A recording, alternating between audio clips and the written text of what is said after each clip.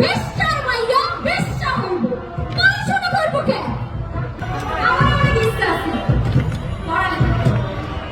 পড়ালেখা করবো, চাকরি করবো,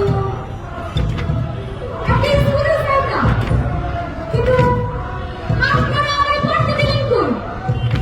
আমার কি দোষ আছিল? আমার দোষ আছিল হইলাম আমি বেশ্যা। তারপর আপনারা কি করলেন?